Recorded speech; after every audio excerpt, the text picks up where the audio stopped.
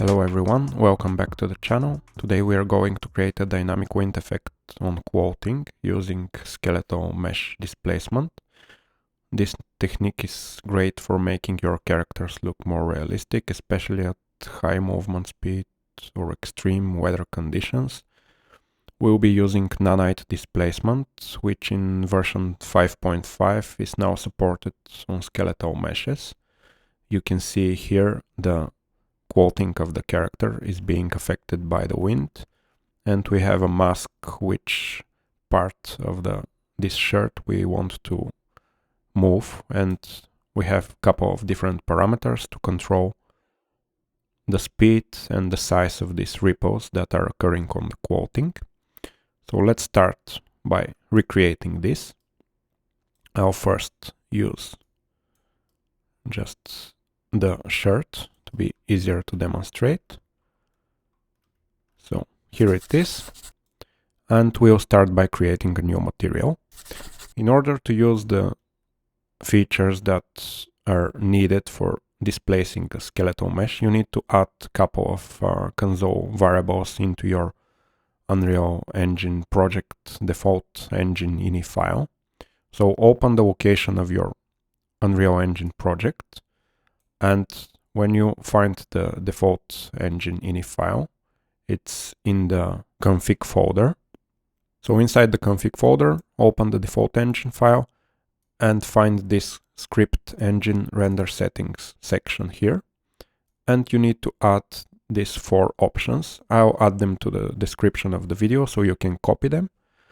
And the first 2 are needed to use the Nanite Tesselation and displace the material with Nanite support.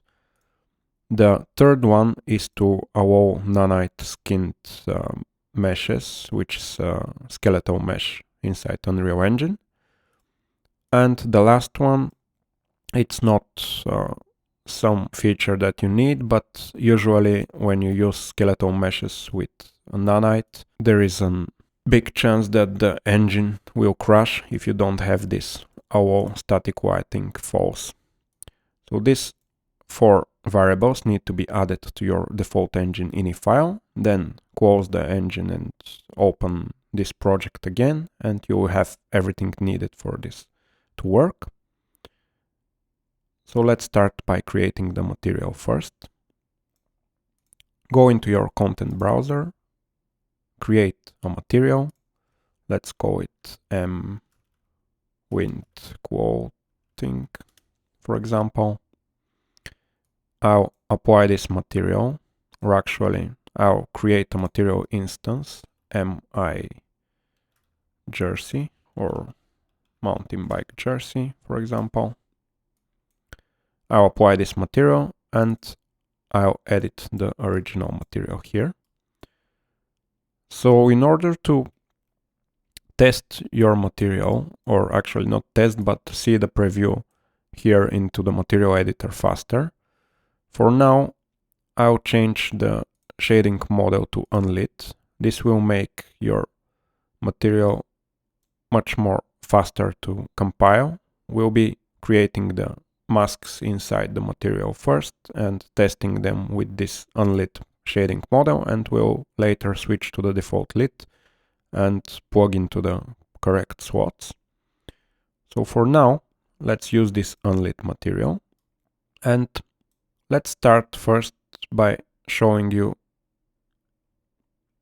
what nodes we'll use and how we'll combine them to achieve this effect. So first, I want to make a mask that will mask only the back part of my mesh here, because when I'm traveling forward, I want only the back part of this jersey to be affected by the wind. So I want also to mask from the bottom up. Here on the shoulders, I don't want to have this effect. And by the bottom part of the jersey, I want the full effect to be visible. So we need to create a mask that will mask this part of the jersey with white color, which will enable us to use the effects of the shader and the black color for the rest, which will basically zero out this effect of the wind, and it will not affect the parts that we don't want to. So let's first start by previewing some of the nodes and to understand how they work. Let's start first with the pre-skinned local normal. And let's use component mask and use the green channel for now. Let's connect this to the emissive color. There's an error because this is a vertex shader and we want to connect it to a pixel shader property here. You can see an error in the stats panel on the bottom of the panel here. Pre-skinned normal is only available in the vertex shader. So we need to do a interpolation, vertex interpolator, connect it here, and now you don't have the error, and your material will be compiled here into the preview icon. So now in the preview you'll see that I have one side of the material being white and the other being black. This is based on the normal that we are using. So if we mask another normal, for example the B channel, this will become a vertical separation because these RGB are corresponding to the X, Y and Z values of our directions. So here at the bottom of the preview panel you can see the X, Y and Z directions. So for the third one, it's this B channel is responding to the Z channel. That's why this gradient is vertical. If I mask the green channel, how it was before, you can see it's on the Y axis and the R channel will be on the X axis. So here it is. And by doing this, let's return this to the green channel, which is the Y. We can mask the backside of our quoting here. Let's apply this.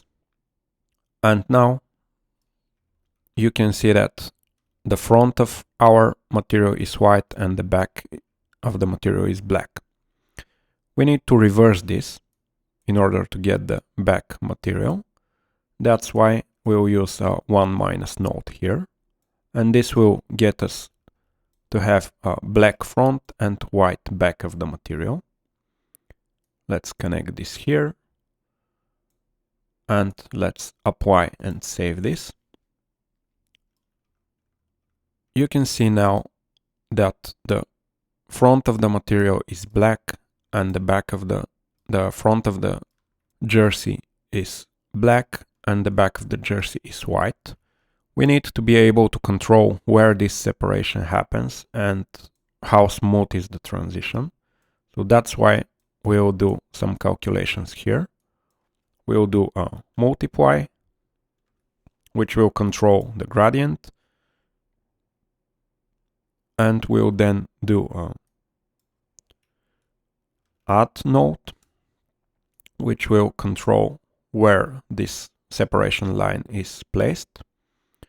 So let's promote to a parameter the values for the multiply and for the add. Let's start with this multiply, promote to parameter, and let's call it horizontal gradient sharpness. This will be the horizontal gradient offset. And let's connect this here. By creating parameters, you'll be able then to use your material instance to change this for every material instance that you have. So let's wait for this to compile. Okay. Now they're both 0. That's why you can see in our scene everything is becoming black, but let's open the material instance. Let's reduce the size of this to show you a little bit better the results. So now if I edit these parameters,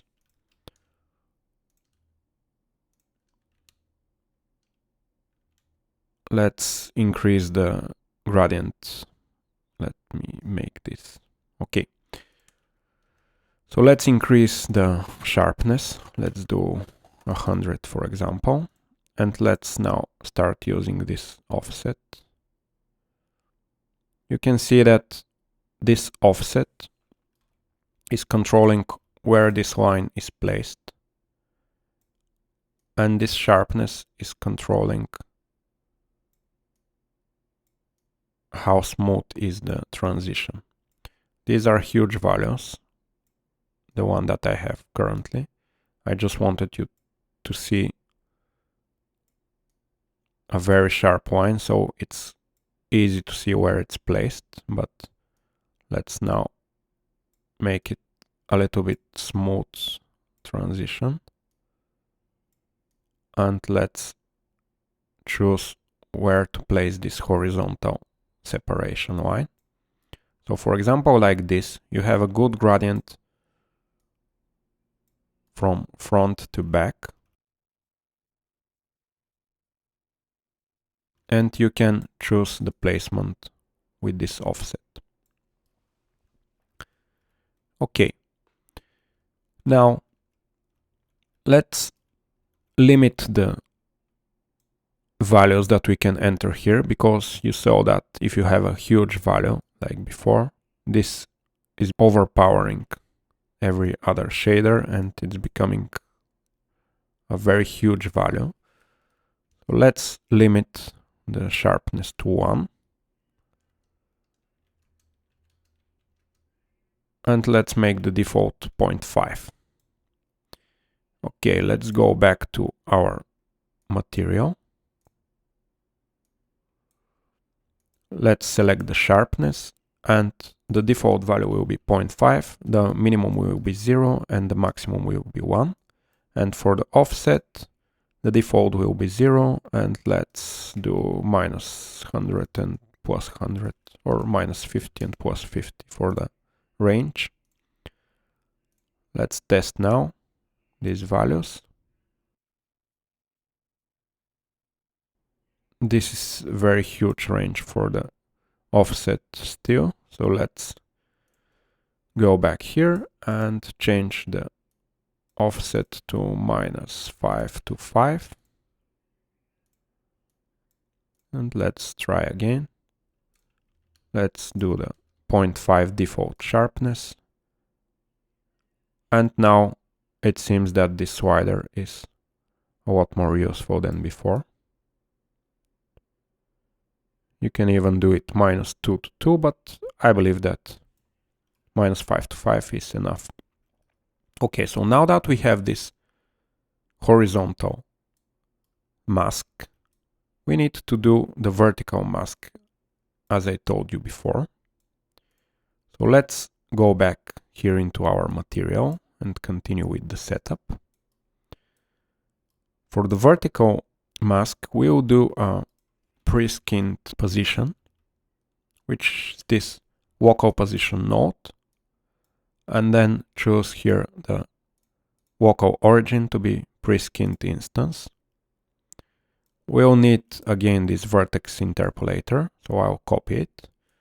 We'll use the Z direction because we want the vertical mapping. The Z axis is the vertical one. So after we get this, let's make sure that we have the right gradient by connecting this directly to the cover to test it. And you will see that it's actually reversed. So we want to do again a 1- node. To reverse this, let's connect it to show you. Okay, now the bottom part is white, like we want on our model here. We want the white part to be at the bottom.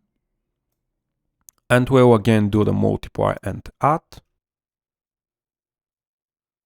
We'll connect this and we'll multiply and add by parameters, which we'll create now. Vertical gradient sharpness. And again promote to parameter here and vertical gradient offset. Let's try the values now, so we know what ranges to put into the setup here into our material. Let's apply the changes to the material and save it. This will update our material instance. And now we'll have the parameters for the vertical offset here. You only have the parameters that are currently connected to your shader. So that's why we are only seeing the vertical parameters right now, because the other part of the shader is not connected. So let's try now the vertical gradient offset and sharpness. Let's do a default of 0.5 like before for the sharpness. And let's try with the gradient offset. And this sharpness, if I go to 0.5 like it was for the horizontal, you can see there is almost no transition. So let's try with a lower value. 0.1 is still not enough transition. 0.01.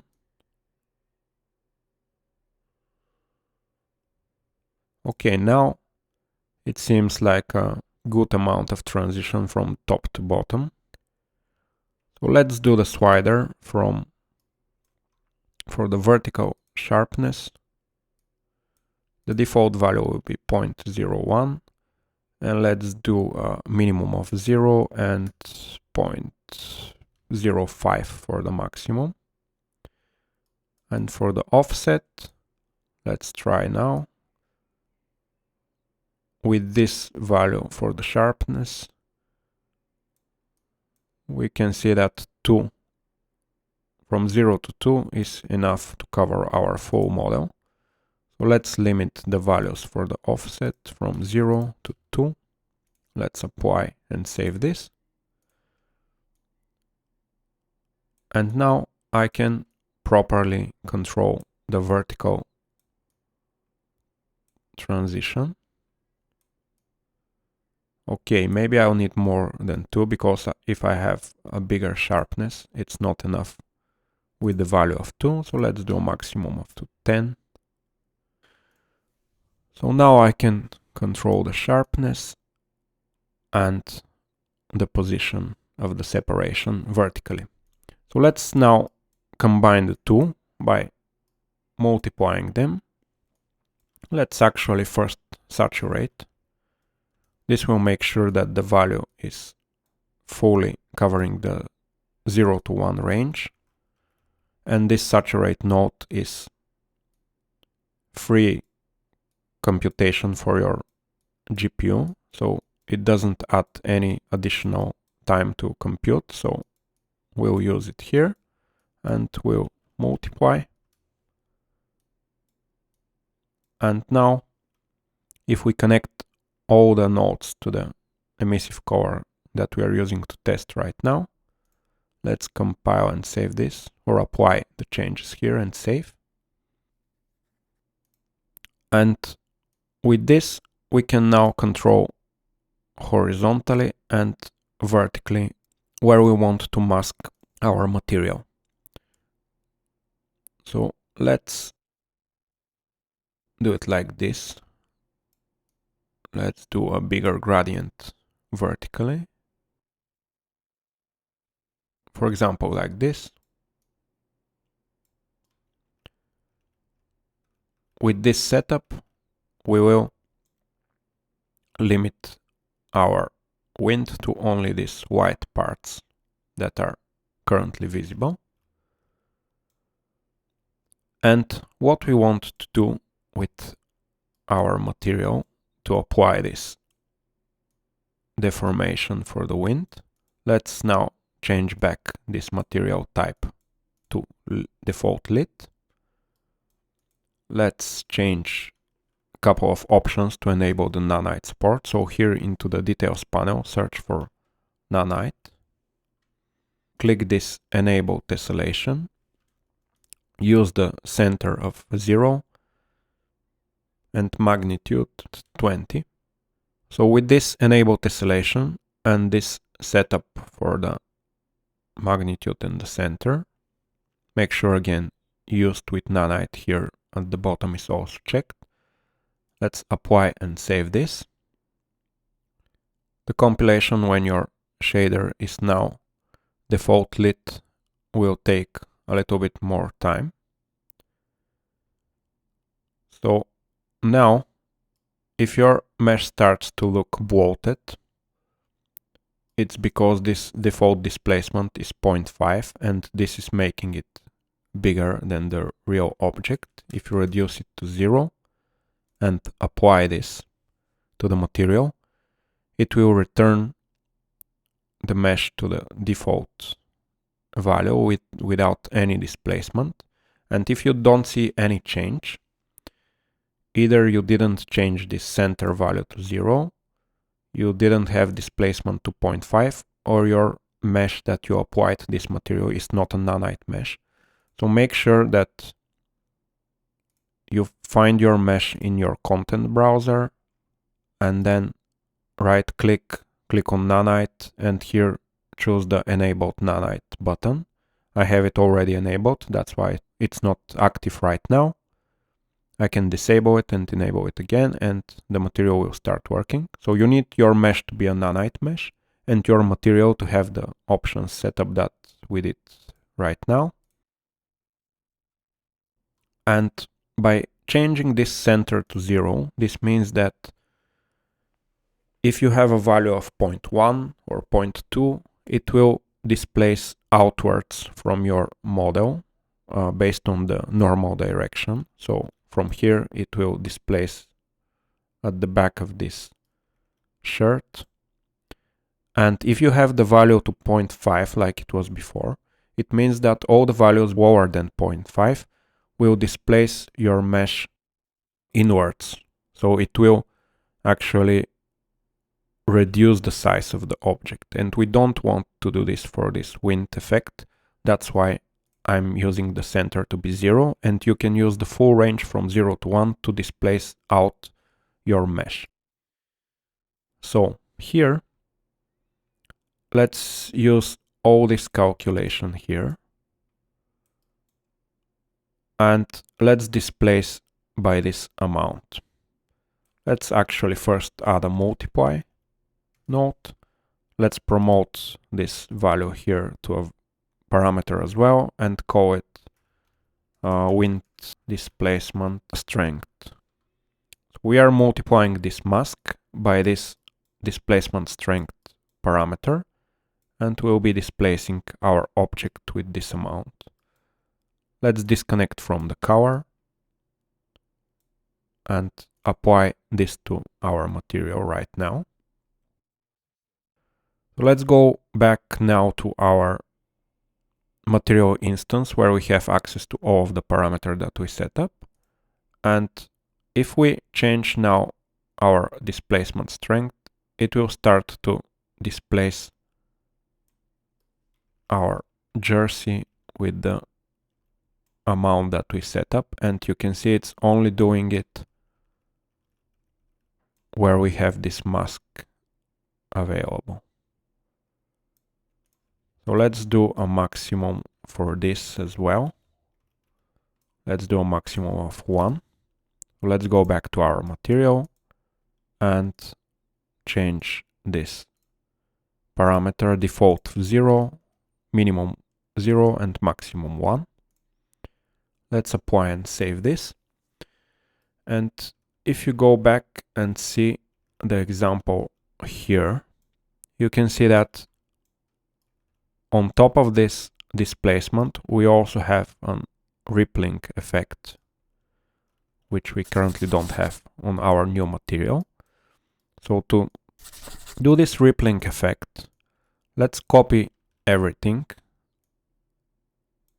Let's remove this vertex interpolator nodes and connect directly to the nodes that we are using, because for the world position offset we don't need this vertex interpolator, because this is already calculated into our vertex shader. That's why we don't need any interpolation. So let's change the parameters. This wind displacement will be called wind repo strength. Let's add now the repo effect calculation. Let me do a bigger window here to see better what we are doing. So this is the mask for our repos. And to do the actual rippling effect, let's do a world position node. Let's change this type to absolute world position, excluding material offset. Then let's multiply this by a vector that will randomize the positions, so it's not the same for everything. So hold the 3 key and click somewhere, and this will create a vector with 3 values. Let's enter some different values for each, or 1 for the first one, 1.05 for the second value, and for the z value 1.25. These values I used in my test and worked fine. So in order to control how big are these values, so how small or big are the ripples on your effect, you'll need a parameter again. So let's do a multiply here. Let's promote this value to a parameter and call it repo scale. So this scale multiplied by the absolute world position will add everything here to a time effect. This will make the ripples move. So right click, write time. This time will multiply again by parameter. We'll promote this parameter and we'll call this ripple speed.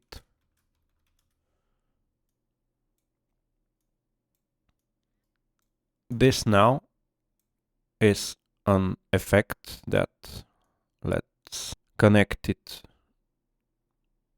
here to demonstrate. Let's disconnect the displacement and change back the material to unlit. We'll add it to a sine wave.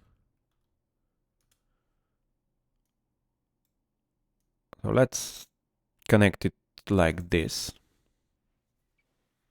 and you can see better what we are doing with this material.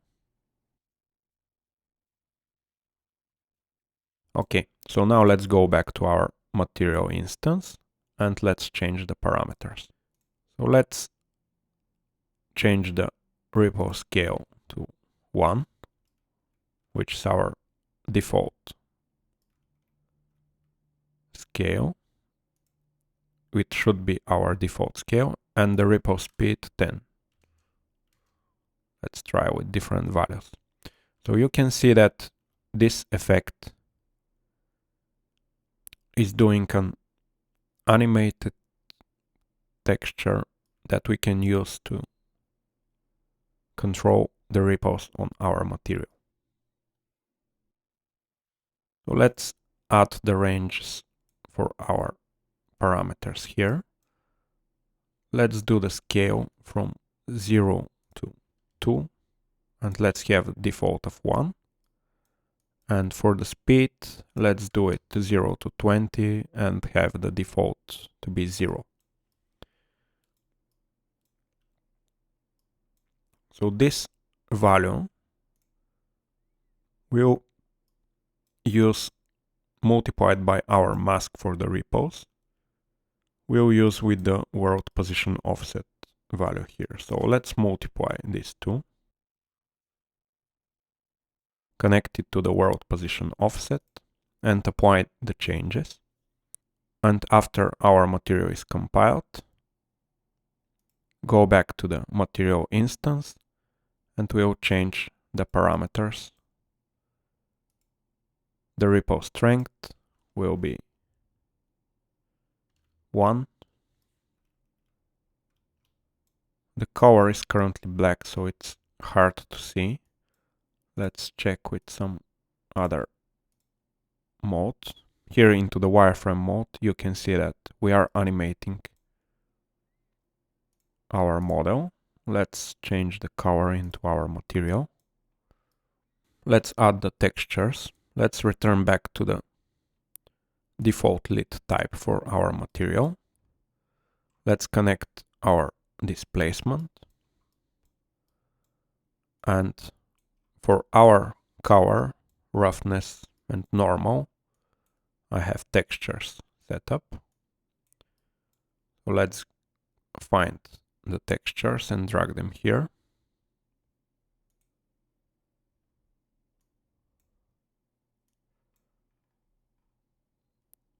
So for our jersey color, jersey normal, and for the roughness, I'll be using this texture. Let's connect our normal, color, and roughness values. We have the world position offset and the displacement calculated from the masks and the parameters that we entered. Let's apply this and save it. And if we go back now to the level, we can see that our material is displaced in the areas that we want and with the speed and the strength that we set up based on our parameters. So the other thing that I want to be able to do is control this dynamically by some variable of my character blueprint. For example, based on the speed that my character is moving, I want to adjust this effect to be stronger or less visible. So let's go back into the folder with our materials and let's create material parameter collection by choosing material section here and material parameter collection option. Let's call it MPC character, for example, character info. So this will create material parameter collections that we can set up values inside, and we can use it to drive multiple materials and multiple parts of our materials with this. So for example, I'll add a scalar parameter here. I'll call it speed, and the default value will be 0. So let's save this. And if I go back now to my material, let's do a multiply node for both of these ripples and the actual displacement of the mesh. Multiply here, multiply here. Let's connect the result of this multiplies to the values of the material, and we will multiply by this collection parameter. Choose this option and connect this to both of the multiply nodes.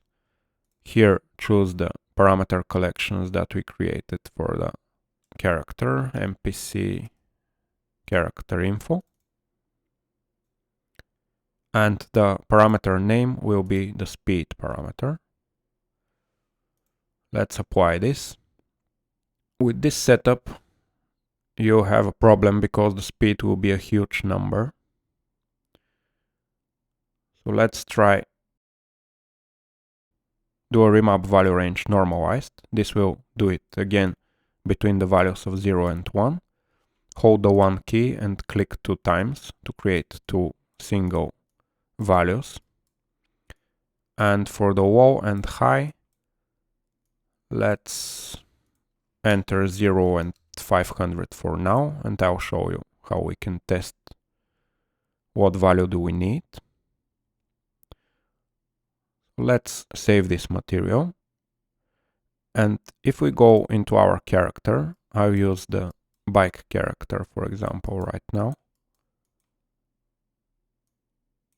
I'll show you why. It can get to a higher speed. So on the event tick, let's do a print string. And into this string, let's print the velocity vector length. So right click, get velocity, and then from this velocity get a vector length, and let's print this. So compile and save this. And now if we go to our level and play the game, if I go to the bike and if I try to accelerate, you'll see that this value is going up.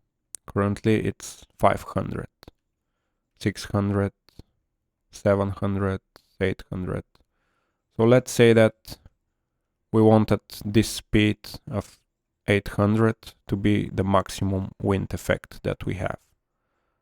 And when we stop, to have the no effect of the wind.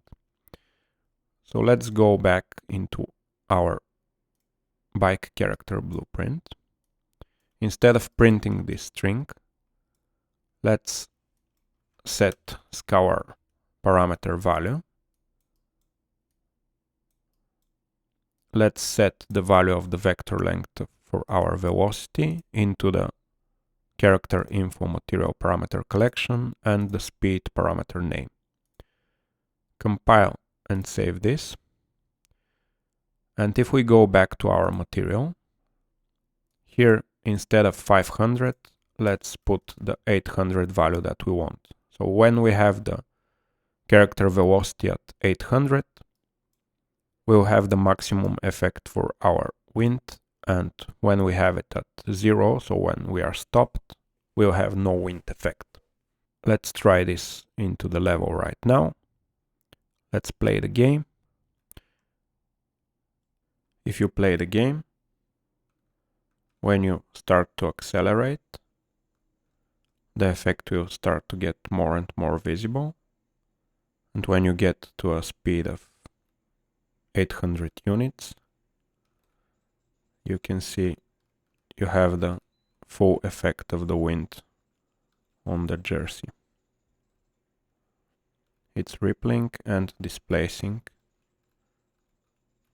by the set amount.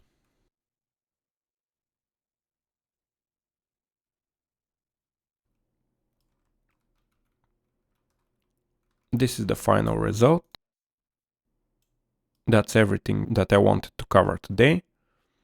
You successfully created a dynamic wind effect for quoting using the skeletal mesh displacement, which is a new feature in Unreal Engine 5.5.